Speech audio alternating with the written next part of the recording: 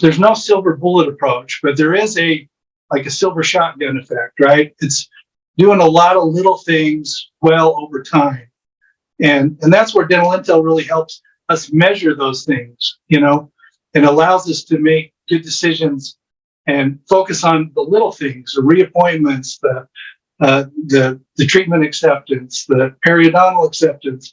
Like doing well in all those metrics over time creates a huge tidal wave of success. This is Growth in Dentistry, a dental intelligence podcast, where we ask the question, what does growth in dentistry mean to you? I'm Steve Jensen, a data dental nerd and your host. This is the Growth in Dentistry podcast, where we ask the question, what does growth in dentistry mean to you? My name is Steve Jensen, and I am your host, a total data dental nerd, and I'm super excited for our episode today. Now, before we jump in, this podcast is brought to you by Dental Intelligence. Grateful for them and their support to put this content out there week after week after week. For those that are new listeners, if you haven't heard before, to check out Dental Intelligence, they'll give you a $50 gift certificate just for going and getting a demo. You can check that out in the show notes.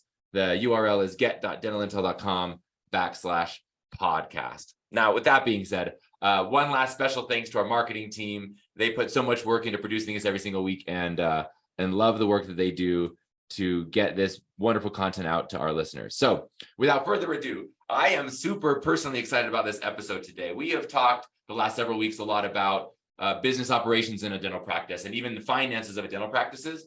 And as I got to know Dr. Jared Hill and Ryan Passey from Elevation Association a little bit better, it helped remind me that life is bigger than just our jobs. Like, we want our jobs to go exceptionally well, and we want to use systems and processes that are proven and data backed that can help us and our teams thrive. But we also want to think bigger than that and have a life that brings genuine joy and fulfillment and meaning. And there's so much we can do in dentistry to do just that. And the mission that they're on is in that direction, right? So we're gonna hit that. So Ryan and Jared, thanks for joining us. For those that don't know these guys, Dr. Jared Hill has been practicing since 2006. He and Ryan met up the end of December 2019, early 2020, and started Elevation Association with just that thing in mind. So Jared, Ryan, thanks for joining the show. Why don't you tell us a little bit about Elevation Association? I think that'll give us some context for the conversation today, and then I'll start sharing some of the really cool insights that we found as we did an analysis of how are your clients performing so much better than the average practice, and we'll dive into that too. Awesome. Yeah, thanks, Stephen. Really appreciate the intro. Really appreciate the opportunity to be here. Dental intelligence has been an important part of our practice for a long time, and it's helped us. In fact, I didn't call this out, but Dr. Hill is Dental Intelligence 11th oldest customer. We keep track of like a sync number, and he's our 11th oldest. So pretty cool. He's been with us since the beginning. It's crazy. And you could see that the value of the data, all the data that Dental Intel provides is incredible. And you make so many important decisions. But what I found, and this is kind of going back to the history, is I had it, but I didn't really know how to utilize it effectively in my practice, because as a practicing dentist, you're in somebody's mouth. You're always working. You're working on one aspect or another. You're dealing with staff or patients or whatever. And the last thing you want to do is sit down and try to analyze all the numbers and all the data on a continual basis. And I found that really, really difficult and frustrating as an owner. So really after about 10 years of practice, I was like, I don't know if I should do this for the rest of my life. This is really frustrating. I was by myself. I couldn't find a group that I fit in with really well. I had some coaches, some consultants, and it just didn't quite ever feel right. It wasn't. And so I decided, well, what am I missing? What's going on here? So I had my partner in my practice, Dr. Dan Nelson, came on in 2017, and we started to have some incredible collaboration. And then in 2019, we hired Ryan, who had no business, no background in dentistry, but he had a huge background in business. We said, Ryan, like, we have this thing called Dental Intel. We don't know how to use it. It's like having this fighter jet, right? But all we did was drive around in circles in the driveway because we didn't know how to use it. Can you please figure out how to use this thing and help us implement it in our practice? And Ryan said, yeah, sure. Give me some headphones, sat down for like 3 weeks and watched tutorial videos and said, all right, I think I understand what perio means. And I think I'm going to help you implement some of this stuff. And so we did. So we took that and we ran with it. And we came up with some incredible results within our practice. And we said, holy cow, like this is life-changing as an owner. Why don't we take this to other people? Why don't we form this group and try and work with other people and do this? And so we did. That's how we started. And this was late 2019, early 2020, COVID hit, and we're like, I don't know if this is the right time to do this, but there wasn't a better time for dentists. We're already isolated, and then now to go through COVID, where we're even isolated even more. We really needed a group that we could collaborate with. And so, like you were saying earlier, the important thing is, every dentistry really isn't that difficult, but the important part of dentistry is to use it so you can be a part of something bigger than yourself, right? And so we had one incredible opportunity. We'll get into it later, but incredible opportunity to create this humanitarian effort in Africa, which we hope a bunch of dentists will come with us on. But first of all, you have to thrive. You have to thrive individually. You have to thrive within your practice. You have to be successful. And we've started working with some practices, just sharing some stuff that we do, and have had pretty incredible results across the board on with some of these practices that we work with.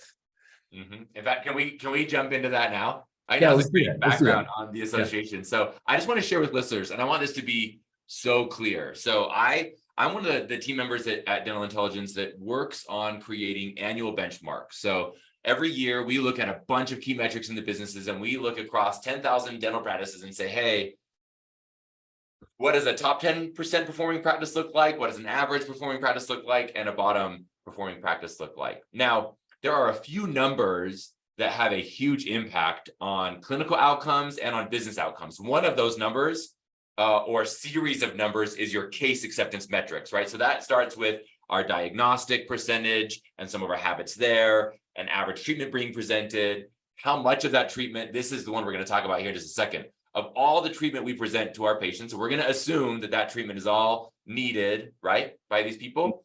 Of all that treatment we're presenting, what percentage of the dollars we're presenting is actually getting completed? And that's called treatment dollar acceptance. We're going to talk about that one in a second. And then obviously all the way through the completion of the case. And what a lot of people don't realize is that treatment dollar acceptance percentage is one of the biggest indicators of like long-term financial success. Like that one, if we can get our patients to be compliant, and that tells us if they are or aren't, then that can create phenomenal business outcomes. So I did an analysis after I got benchmarks done. I was like, you know what? We have 124 consulting firms that work with DI. That's a lot. And I was really curious to know, in each of these really important business metrics, which groups are able to create, which consulting groups are able to create consistent high performing outcomes across all their client bases. And Elevation Association is one that on that metric specifically, the treatment dollar acceptance percentage and same day case acceptance. So similar ideas here. We are in the top 10% on average across all of our practices in Elevation Association, which I just want to give you guys kudos. Like one, I'm super excited for this podcast just so I can learn like, what is it that you're doing? Because it's freaking amazing. And then just for audience members to understand so you can hear the number.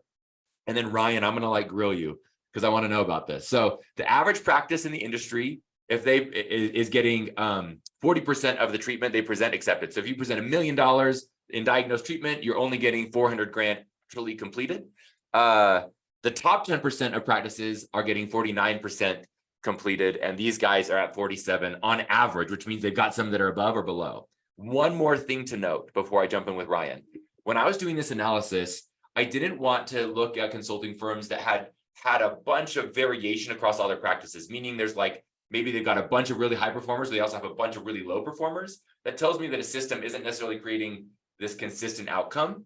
And with Elevation, what I loved is that all of the performers were consistently clumped in that high end. Okay, so their average was right there in the top 10% on average, and slightly above and slightly below. So Ryan, I want to start diving into this now. Tell me your first thoughts. You hear this like, hey, I'm giving you lots of kudos, but I think the listeners want to hear like, what's the secret sauce behind that? When does the treatment phase start? And maybe tell us some of your methodology around case acceptance, because you're getting some really great outcomes across the members of Elevation. Thanks. I think one of the things that we work on so well is like just going through the data every week with the clients that we work with. Treatment acceptance is one of the metrics that we look at. And anywhere where it's below the benchmark, because those are, we love that you do those, Stephen, because we look at those all the time. Like, where are we compared to an average practice, a top 10 practice, a bottom practice? And so anytime we're below 45% on any treatment team, we dive into the data and we look at those, each particular patient. And then we have those conversations with the dentist, why didn't so-and-so accept treatment? And then that allows them to have conversations with their team, like, what can we do better to present the treatment? What can we do better to make sure and follow up on the treatment, make sure it gets scheduled? Like, it's fun to do, and the information we get from Dental Intel is fantastic. It shows, what was presented, what was added to the treatment plan, but what got scheduled, what didn't get scheduled. And so that allows us to have that conversation. And then it allows the dentist to also, like, reflect on that and be like, oh, I thought that got scheduled. It didn't get scheduled, and go back and get it scheduled. Or, it allows the dentist and the hygienist to have much better communication on presenting treatment, setting each other up for success. And then we also share this data with members of the tribe. Like, once a month, we get together, review everybody's data. And so if there's a particular practice that's just like killing that metric, everybody gets the opportunity to ask, what are you doing, Jared, that allows you to do so well in this particular metric? And so that. Well, can I pause you for a second? I want you, just so listeners, because they might not be familiar with the way that kind of the tribe works of Elevation Association. So we explain that a little bit more, and then let's come back. So first, I'm just going to highlight, you did say, like, basically where performance is measured, performance improves. So this is one number that's like a big deal to you guys. Hey, let's make sure that the stuff we're diagnosing is actually getting completed. Okay, I love that. And we're keeping that a high level. But tell us a little about the tribes, because I like that. It's cool to hear that you're getting a bunch of doctors, owners together and looking at performance and saying, hey, like, you're clearly doing well, teach us. Yeah, so tell us about that structure. So the structure we have is, like, once a week I meet with me or Josh. We meet with clients every week and go over their data, because, like Jared said, dentists are, if you're producing, you're in somebody's mouth. You don't have a lot of time to step back and look at the business overall. So it's important once a week, we meet with them, we go over all of the important KPIs in Dental Intel, let them know where they're doing well, where they're hitting benchmarks, and where there may be some opportunity for improvement. And then we go through and dig into the data on a patient level. And then we do that once a week. Once a month, we meet with their teams, the dentist and their entire staff, to do like a month-to-month comparison. How are we doing this July compared to last July? Where are we, again, performing well? Where do we have room for improvement? And then once a month, we get the dentists together on a Zoom call. Once a month, go through the highlights of who's doing really well. We share information, collaborate on anything from treatment to data to employee problems. Like, it's a lot of fun. And then 3 times a year, we get together, do some kind of a fun activity. We backpack in the Sawtooth. We go to Panama to a surf camp. We get away and have some fun, and bring those dentists in to collaborate there as well, that's been fantastic to get them out of the office, get them having some fun, get them collaborating with each other, get some great CE in, and just allow them to kind of be vulnerable and to share ideas with each other. It's fantastic. Can I join if I'm not a dentist? Absolutely. So, I love that group. It makes me think. I've got a couple of buddies of mine. Just this idea of having. It's like you mentioned. You got to look at the numbers, so you know where you're at, and then look against benchmarks, and that will help you understand, like, are we doing well, or who's doing well, so that we can learn from them. Who's not doing well? Hey, like, ask so and so, like, how are they doing this? Like, that's all helpful.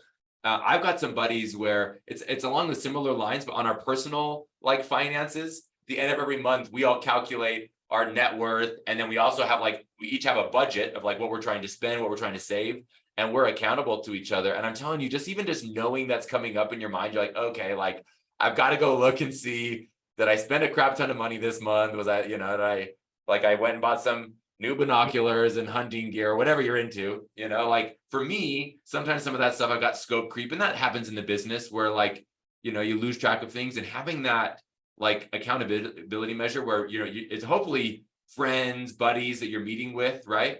There's just some pressure there, which is healthy pressure, right? Like healthy pressure is saying, okay, I've got to make sure I've got my business in order. So when I come in here, we're going to talk business. I've got some good stuff to share and have my ducks in a row. That principle of accountability, that's part of the reason that treatment acceptance metric is so high, is because they know, like at the end of the week, we're going to have this discussion. Mhm. And the employees, the team members know that as well. So they're always wanting to do good in their job. They're wanting to perform well because they know at the end of the week, the dentist is going to go over all the data with Elevation Association. They're going to know how well we did, and be accountable every week. So it builds momentum, it builds that collaboration, and it's great. So If Go I ahead, can add something that, Stephen, have you seen the movie Moneyball? Yeah, I have. Yeah, I love it. I love it. And the concept is so fantastic of, dentistry has been the same for a long time as far as following the same metrics. I think what Dental Intel has done really well is give us a huge variety of metrics to choose from or to look at. And I think what Ryan's got 20, 30 years of business background from retail. So he came in to a dental office and said, holy cow, the margins are huge in this metric, they're not so good in this metric. Like, what are the important metrics to look at and to follow and track? And these cases, like you guys have noted, the case acceptance and those are some of the most important things that you can look at. But knowing how to look at them properly on a weekly basis with this accountability, it's an art that it's a beautiful thing when you see it take care of itself. Like, after a while, that you can tell that the doctor starts paying attention, the assistants, the hygienist, the front desk, it becomes this beautiful team dance, if you will, that everybody gets involved in and really appreciates that. In fact, I want to go one level deeper. Like this whole Moneyball idea, like the concept of that movie, for those that don't know, right? There's this like data nerd who's working in the back office of a baseball team. And he has this idea that he realizes I can just kind of structure a team around the outcomes I need to be successful, right? Yeah. How many hits do I need? I want to get on base. And so he doesn't necessarily, where the strategy was, we just want to get like the best players on, not even just on paper, but like the good old boys were like, no, that's our guy. Like we like him, he's charismatic, he's a good face of the organization, as opposed to being data driven. And a dental practice is so much that way. So one of the things I noticed I was doing this analysis, speaking of case acceptance, there are some practices that will diagnose a lot, probably more on the cosmetic elective side of things, but their average amount presented is really high. So then guess what that's going to do to your acceptance percentage? Yeah, it's going to be pretty low, right? Yeah. But they get to the same high outcome that like an Elevation Association member comes in. Now, I'll just highlight this for the listeners. With Elevation Association, kind of the average member is pretty, I would call it like pretty classic conservative dentistry. They're doing some cosmetic work, they're doing some industry dentistry, but they're not just doing drill and fill. So that's what I'm seeing on the average treatment presented side of things. And then they're getting to a really high outcome, right? But to your point, there's like several levers we could technically pull and kind of play Moneyball and say, you know what, we're going to, and this is probably not a fun way to do dentistry, we're just going to do like really low dollars presented, really high case, and we're just going to like crank up volume. That will probably cause a lot of burnout. The more fun way to do dentistry is to probably find that mix between conservative dentistry and some of the more advanced dentistry. If I'm assuming, I'm not a dentist, but I would guess that that's probably where it gets to be a little more fun. You can slow down a little bit and you can make sure you're really improving your compliance, your case acceptance, and then getting that really great outcome, right? So it's this conversation of how do we accomplish that balance between these numbers to get the business outcomes we need to live the right life. Now, before I move on from numbers, Ryan, I'm really curious to hear, like, do you have any, like, a couple of like tips and tricks or like comments that you feel like you've heard from doctors or made suggestions that have helped keep case acceptance so high amongst the group beyond just the measurement and accountability? And I think those two are huge. I think we sometimes devalue those too much, because just those in place creates accountability and then creativeness with teams where they'll just get it done. But yeah, what are some of the practical tips you might give? Well, I think again, just being able to have the conversation, being aware of what's going on in your practice, and the data helps paint that picture, right? So then it gives you the opportunity to like go back, diagnose what's going on, and fix problems and issues that you might have so that you get better at those things.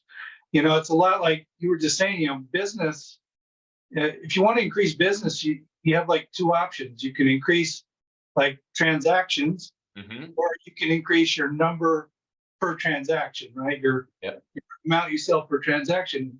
Dentistry was the same way, and looking at the metrics allowed me from a business standpoint to come in and go, well, how can we either one, increase visits, or two, increase the amount I produce per visit? So treatment acceptance is a huge portion of that, right? Like getting the right treatment on the schedule in the first place, and then not missing things like x-rays and perio treatment and some of those important things. Perio was a big one for us. When we got here, we were terrible at perio. We were bottom 10% practice. And so we had to go through and like, what are we doing wrong with perio? Why are we not getting good acceptance? And then that conversation changed. And that being able to diagnose perio and get acceptance from the patients was huge. It allowed us to, provide better treatment for the patient. But again, it helped us increase the production per visit because we're giving the proper treatment and then we're seeing those patients more frequently. It's a higher dollar procedure. And so just all those little things add up over time. There's one thing we talk about all the time too, is like a lot of guys are looking for a silver bullet approach. What's the one thing I can do that's going to change my practice? And it's there's no silver bullet approach, but there is a silver shotgun effect, right? It's doing a lot of little things well over time. And that's where dental intel really helps us measure those things, and allows us to make good decisions and focus on the little things, the reappointments, the treatment acceptance, the periodontal acceptance. Like doing well in all those metrics over time creates a huge tidal wave of success, and that's what we found is the success is really doing the little things well consistently.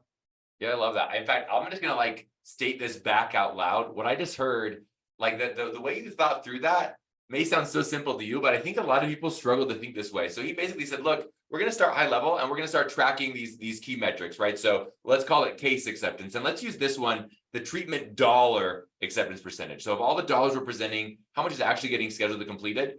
If we're really high performing there, then there's not a whole lot of reason to go dive deeper, right? But if we're not, if we're struggling there, then we can go down another level. And this is where having data insights is really helpful. Is once we see a trend in the wrong direction, we can say, oh, what's going on there? So things you can look at below that are, okay, which provider, what's their acceptance percentage, right? So do we have a new provider in the office that's maybe bringing it down a little? Has something happened? And this is where, just so everyone knows, if you want to treat humans really well, data can actually give you insight where you're like, man, I wonder if something's happening in, this hygienist's life, the number dropped here. So instead of going and using it as a battering ram, be like, hey, you're terrible, what happened? You can say, hey, I noticed that this dropped, is everything okay? Tell me how you doing, And a lot of times you'll discover oh, I've just got stuff going on in my life and I'm a little distracted. That might be the reason, or, something changed, obviously, right? Same thing with doctors. And then you can also go one level deeper and you can also look at treatment teams is what we call them.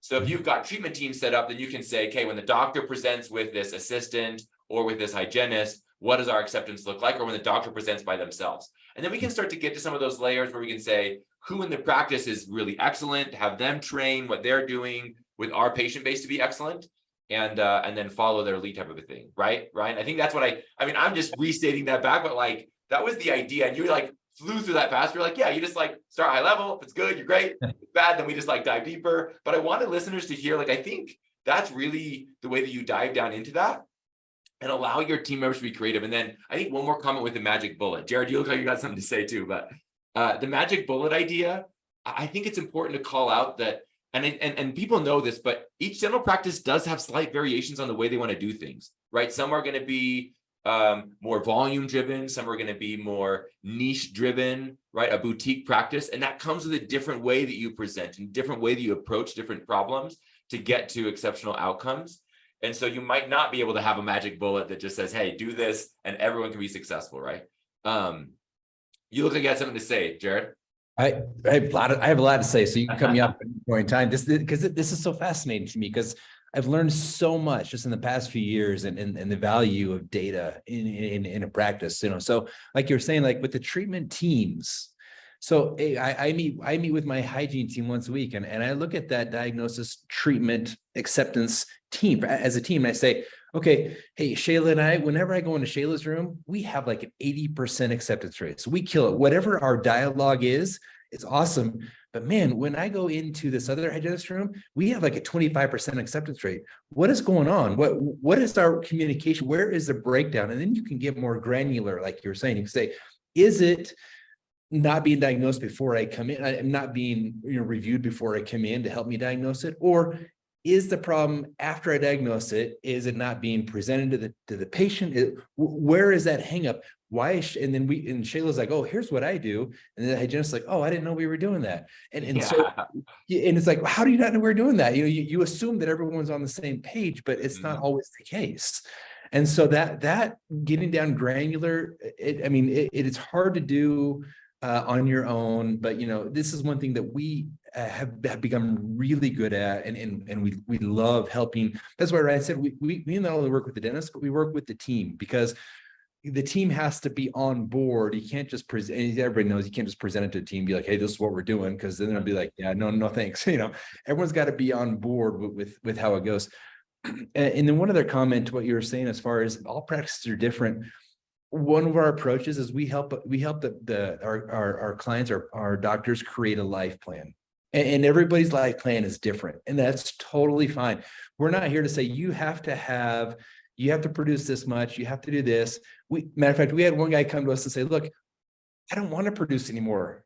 And we're like, what? How is that possible? He's like, I want to work less, but I want to produce the same. And we're like, oh, that's an awesome goal.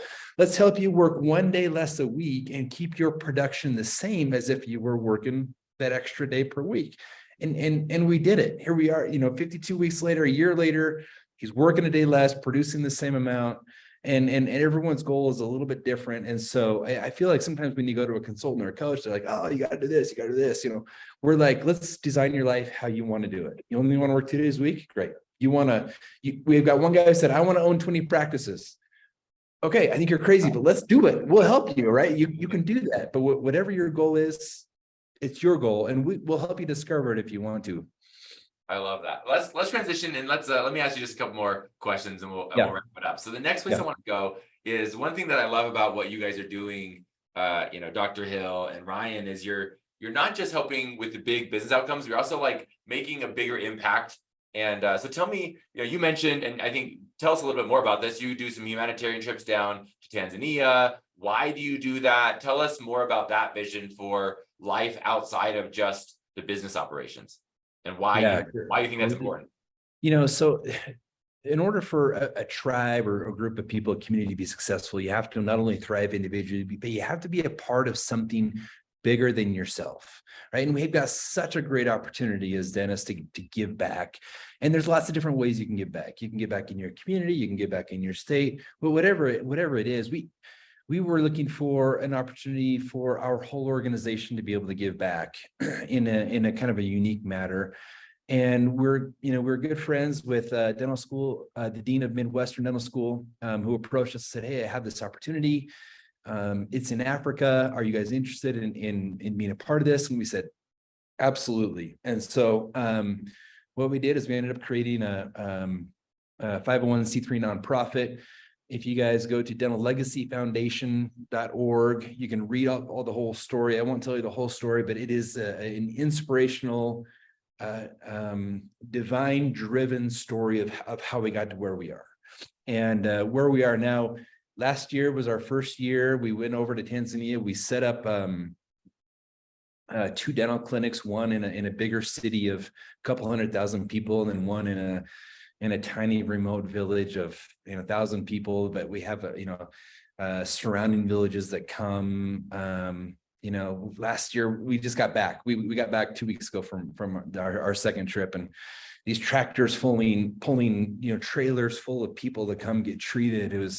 it's an incredible experience that we want to share with our tribe members, because you go and you do these things and they're you feel good, but the love and the amount of respect that you get back from the people who are being treated is it's impossible to describe in words. And so and then while you're over in Africa, we just do a little 2 or 3 day safari at the end. So got to have these bucket list experiences that you can do. It's a life-changing experience. I love that. In fact, I'll just so for listeners, I'm in my mid-30s. I don't know if people ever watch the videos, but that's how old I am. I'll date myself. Not that old, but not that young. And as I've reflected the last couple of years around like what's made a difference in my life, there's one lesson that stands out. And this may seem like backwards math. My accountant hates the way that I think this way, but I'm telling you it works. And I just have learned that if I just give, the moments in my life when I give until it hurts, and I think that's important. Like it has to hurt a little bit, like not just giving easily. Like when I give of myself, my time, my money until it hurts a little bit, I'm telling you that is when I have the most in my life. I have the most fullness, the most joy, the most vision, and honestly, the most money. Like things just go well when that's where my head's at. And as I become like really scarce and it's all about me, that's when things seem to be tough. So I'm a huge believer in this mission as well. Dr. Hill and Ryan, like so cool to get folks rallied around this idea of going and thinking bigger than themselves, giving to the world, time, means, attention, and skill, right? This is a skill that a lot of folks across the world don't have access to, that's causing all sorts of pain, like dental pain is gnarly, like terrible headaches. I mean, you guys know, I'm preaching to the choir, but like, it's not fun. So when these people get the work done, it really is truly life-changing for them.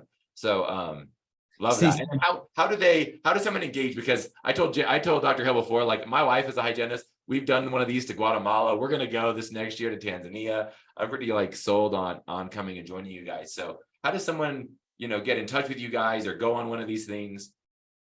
Yeah. See, it's even that's a really awesome way to put it. Give till it hurts, because you in order to do something like this, you step away from your practice for a week or a week and a half, and that hurts. You're not producing, sometimes whatever you normally do, $7,500,000 of production, and it's not like you're going on vacation, right? It's you're going to give back, but like you said, after that, stuff falls into place.